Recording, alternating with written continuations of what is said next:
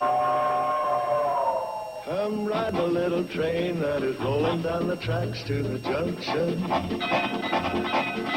Forget about your cares, it is time to relax at the junction. Lots of curves, you bet, and even more when you get to the junction. Petticoat Junction.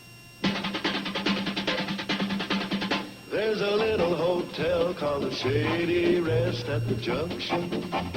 Petticoat Junction. It is run by Kate. Come and be her guest at the junction. Petticoat Junction. And that's Uncle Joe. He's a moving kind of slow at the junction. Petticoat Junction.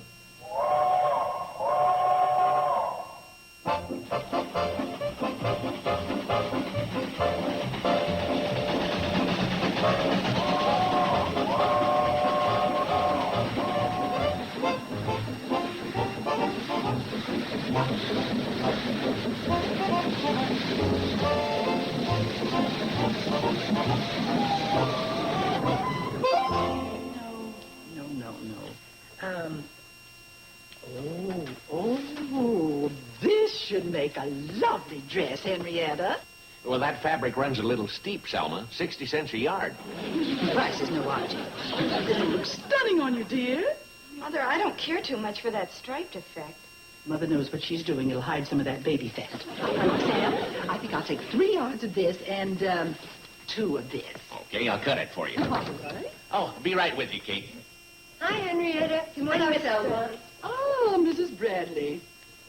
Mrs. Bradley? What happened to Kate? Oh, you do cling to the common touch, don't you? Very well, Kate. Oh, Sam, I meant to tell you I'll pay cash as usual. It'll help balance out for some of your always charging customers. Selma, I've been noticing your hat.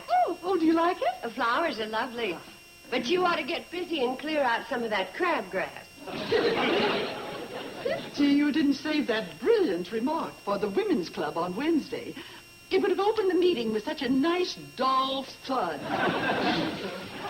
Here you are, Selma. Thank you very much. Thank you. There you are. Come along, Henrietta. You have a fitting with Mademoiselle Louise in Pixley. Bye, Kate. Mademoiselle Louise. Before she moved from Crabwell Corner, she was just plain old Lizzie Blodgett. Well, Lizzie or Louise, she sure gets a fancy price for her dresses. As much as $12, I hear. Yeah, well, it's Selma's money. Sam, how are your cantaloupes? Selma's sure making a big investment in Henrietta. High-priced yardage, expensive dressmakers, dolling her up at the beauty parlor. Mm-hmm. She's up to something. You got any idea what it is? Oh, I know. Rhubarb. You know what I think? I think Selma's getting Henrietta all fancied up to hook some fella. And 6 bunches of carrots. The kind of money she's spending, it ain't any local boy. Gotta be a city fella. You mean like Steve Elliott? Well, you finally got the hint. And a lug of tomatoes. Kate, I thought your Billy Joe was sweet on Steve Elliott. That's right. Well, if it was just Henrietta, I wouldn't open my yap. But when Selma Plout starts spinning her web... Sam, I'm staying out of it.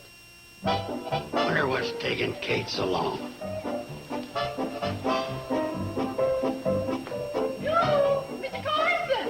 Uh-oh. That voice had a familiar rattle to it.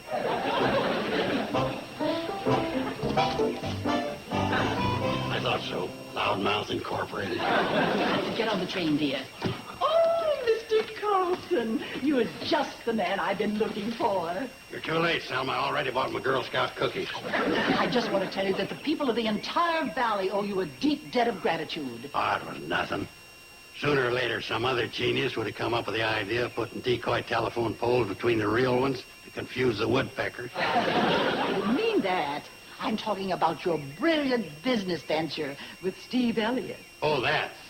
When the Carson Elliott dynasty gets underway, LaGuardia Airport's going to look like a landing strip for sparrows. Oh, I hope I'm not too late to get in on the ground floor.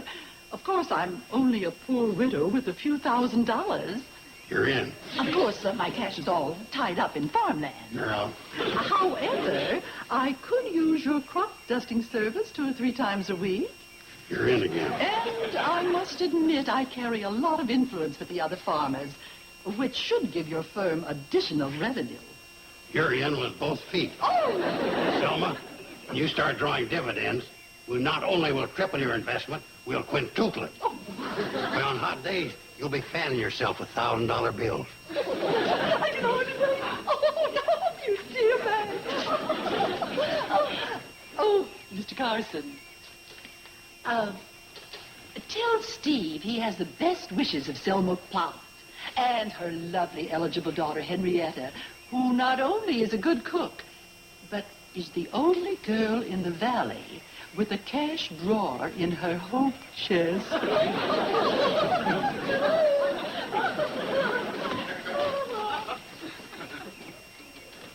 There goes a fine woman. What do you know about finance? Your pitiful little world's full of nothing but chasing cats and burying bones. Yes, sir. With Selma and her money behind us, our dynasty will take off like a rocket. Steve, will you stop that pounding and pay attention? This is the president of the Carson Elliott Company speaking. Yeah, well, if this plane falls apart in the air, there won't be any company. Like I was saying about her daughter, Henrietta ain't the best looker in the world. And on the other hand, she ain't the worst looker either.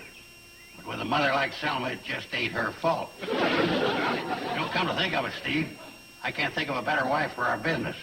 With her at home waiting for you, you'll be just aching to put in longer hours. What do you think? Well, I hate to say it, but that whole rudder control's got to come out. Will you pay attention? You don't think of Henrietta as a girl. Think of her as a runway, a hangar, control tower. Huh?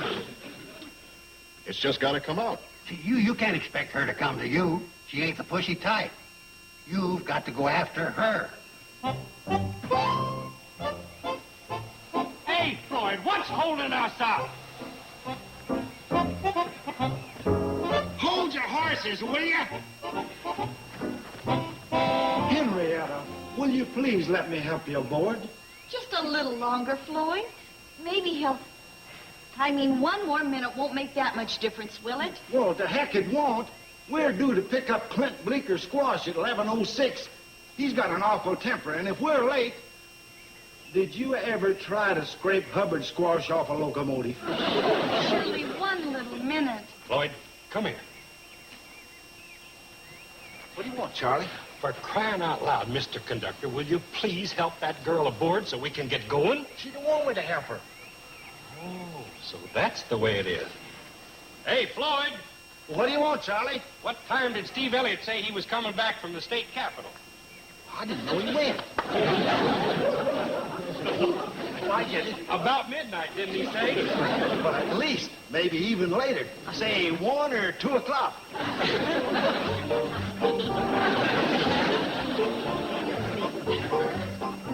Well, isn't this train ever going to get moving? I've got important things to do today. Charlie, you may only be an engineer, but you think like a conductor.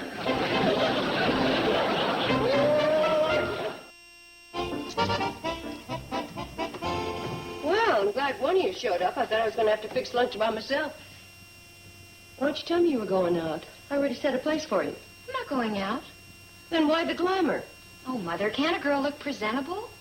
Well, yeah, presentable is all right, but don't you think you're carrying things a little too far, wearing your weekend eyelashes on Thursday afternoons?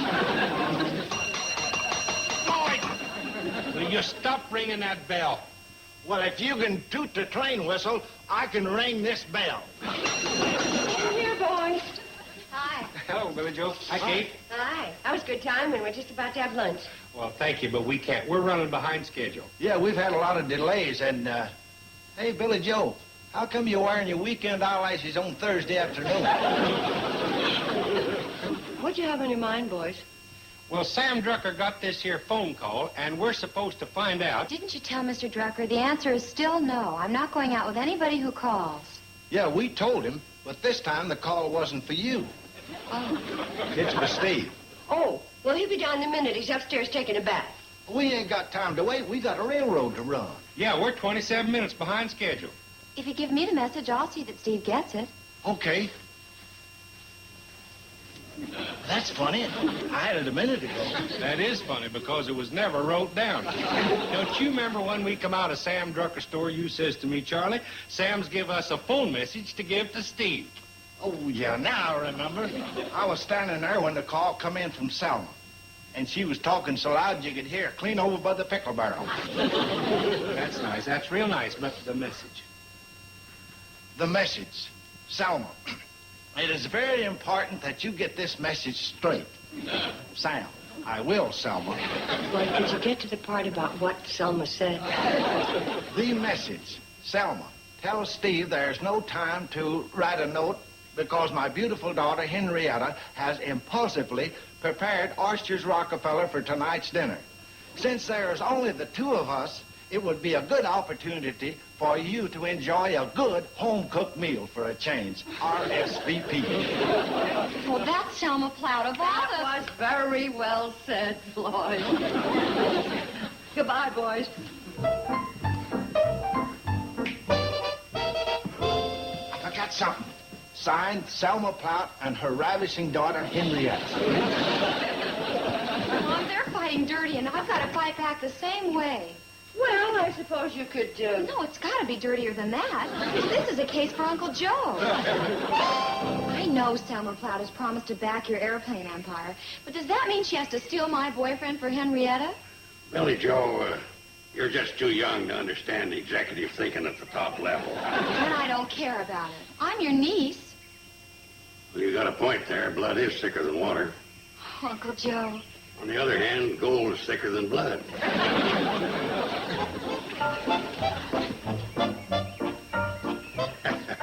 But tears is thicker than both of them. Don't you worry, honey. Uncle Joe will think of some plausible excuse why Steve can't be at Selma's for dinner. Uncle Joe, you're a doll. Oh, my. You just kissed a 180-pound rat.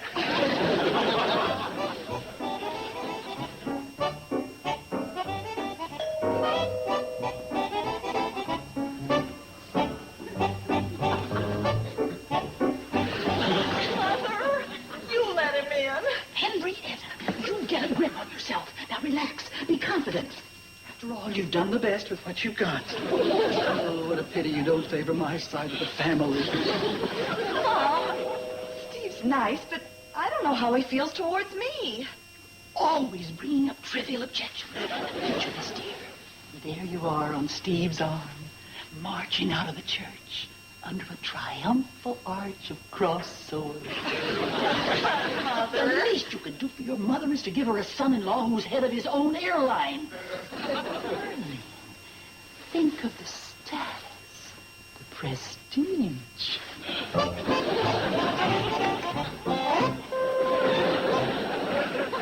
Mr. Carson, come in. Hi, Henrietta. Hi, Selma. Where is Steve? Oh, he couldn't come. There was an emergency. Oh, what a shame. Oh, I'm so disappointed. Business? He had to fly the veterinary up to the state park. The top bear had an attack of appendicitis. Oh, don't worry, ma'am. With all that fur, the scar won't show. I mean, Henrietta's lovely dinner. She slaved all day over a hot stove. Well, that's why I come. Don't you fret your little head, Henrietta. Just lead me to them oysters, Rockefeller. I guess the least I can do for my partner need his share, too. While we're stuffing ourselves with oysters, Selma, I'll tell you how I've been building Steve up with your proposition.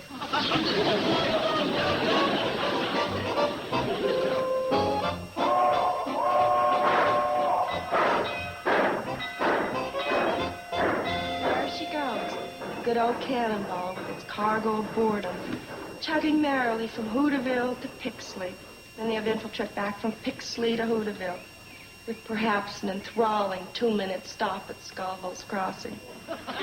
I tell you, it's a never-ending succession of throbbing, pulsating excitement.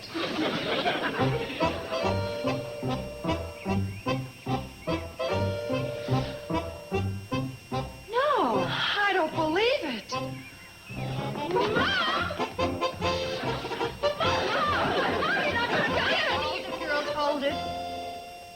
Now, what is it? We were just sitting on the porch of the cannonball. Believe it. Time. You. There we were, sitting on the porch, and the cannonball... Oh, my gosh, I'm speechless. You tell her. And the cannonball stopped. And guess who got off? They're right out there, both of them, and they... Who's there? Sam! All that excitement because Selma has come to visit? Hurry up, dear. Put them down, dear. Well, what kind of a hotel is this? Where do I register? You mean you want to register in my hotel? We'll be staying here while my house is being painted. Oh, well, then it'll just be for a day or two. Well, there's no telling. The painter says it may take from, 6 to 9 coats. Say, what, did you want 2 singles or a double? We'll take room number 6. That's occupied. It's Steve's room. Oh, it is? Well, then we'll take number 5 across the hall. That's what I thought. Girls, take your guest luggage up to number 5. I'll get Uncle Joe. Uncle Joe is indisposed. He had a sudden attack of oysters Rockefeller. This way, please.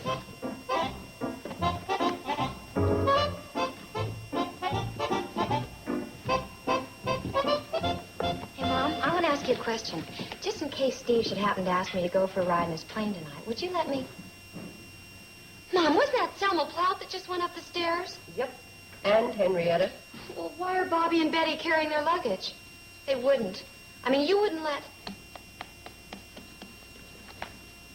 You did. Look, this is a hotel, and they're staying a few days while their house is being painted. Mom, Selma just had her house painted 2 months ago. I mean, why would they tell you a story like that and check in here? Why? Because Selma is a conniving, scheming, underhanded individual. She is also something very near and dear to my heart.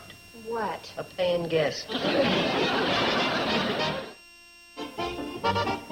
Hey, Oh, Uncle Joe, you're just in time to help me polish the silver. I just solved her problem. Uncle Joe, the silver. All the silver can wait. I just thought of a way to get rid of her. Get rid of who? Selma Plout. Why would you get rid of the financial backer of the Carson Elliott dynasty who's going to put them into orbit? Ain't your mother. You should know that blood is thicker than gold. You can go. What does that mean? She may have fooled you, but she didn't fool me. She's using my empire as a subterfuge. She's trying to get Steve for Henrietta. Uncle Joe, the silver. Okay, we've got to get Selma out of the hotel. And I figured out a way so we don't get sued. We simply throw a head full of bees through her transom. Oh, I'm crazy. Look, you are staying out of it, and I am staying out of it. Uncle Joe, the silver.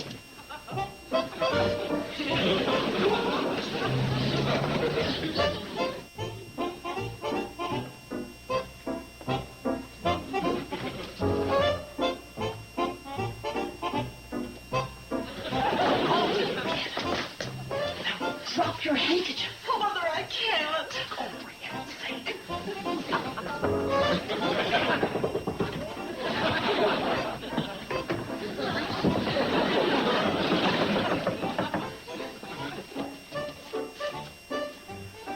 Pardon me, but I believe you dropped your handkerchief.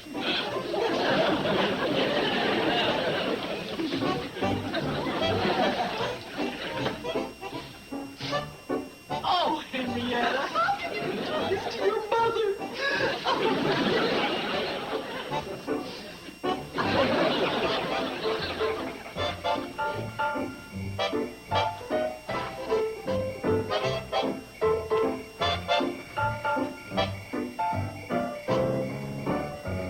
Hi, Billy Joe. Well, she's all ready. How do you like that moon? Great night for flying. Oh, excuse me. I thought you were... Oh, Steve! Oh, this is where you keep your plane. Oh, it is a beauty, isn't it, dear? I guess so. Oh, Steve, you're absolutely right. Oh, you're so right. It's not only a great night for flying, but it's a romantic night as well. Do you fly, Mrs. Plout? Oh, all the time. In jets, of course. Oh, but I want Henrietta to experience the thrill of flying in an open plane with a first-rate pilot. Wouldn't you just love that, dear? Oh, see, she's so thrilled she can hardly talk. Get in the plane, dear. I can't understand what's delaying Billy Joe. Oh, I don't think she'll show up. The poor dear complained of a pounding headache. Get in the plane, dear.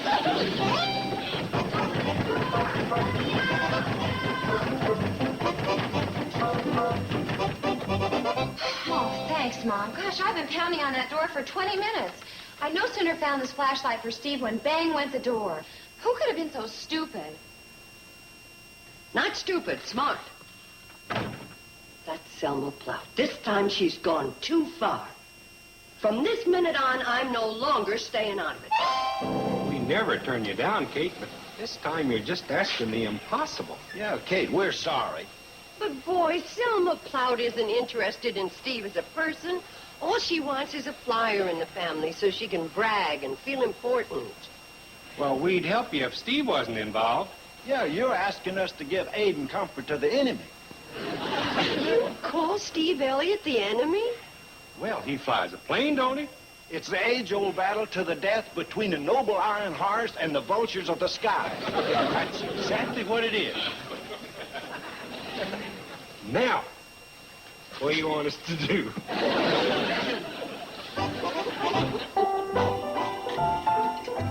All right, Aunt Selma. No, thank you. Not that it isn't delicious.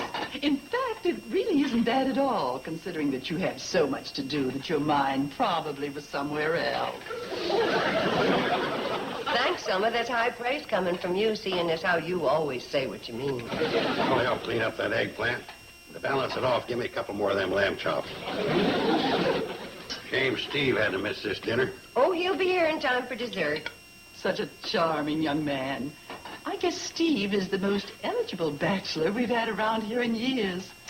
Oh, I'm certainly happy to be in a position to further his career.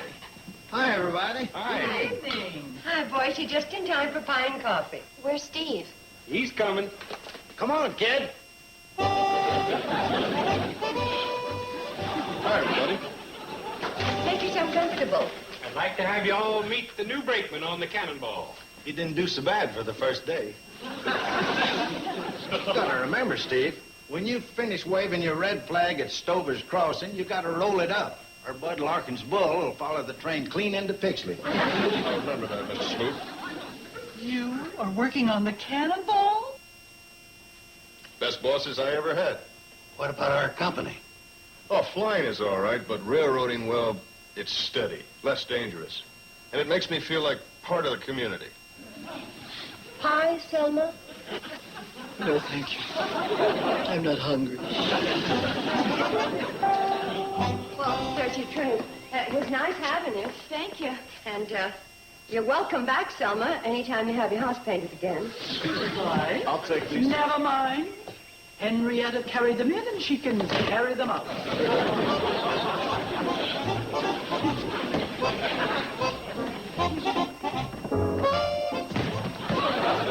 Here, I'll take these.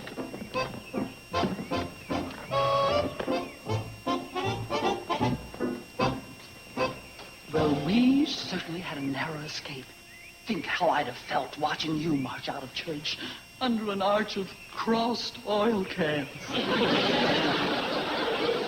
You know, Kate, Steve turning his back on our dynasty may have surprised you. But I knew right from the start he was a flighty kind. Well, after all, he is a pilot. It ain't funny, Kate. Nobody laughed the day the Roman Empire collapsed. So you mean that you believe that... You think that Steve actually... But no, it was all an act to get Steve out of Selma Plout's claws. Kate, it ain't my policy to hire relatives. But anytime you get tired of running the hotel, the Carson Elliott Company could use a good idea, man.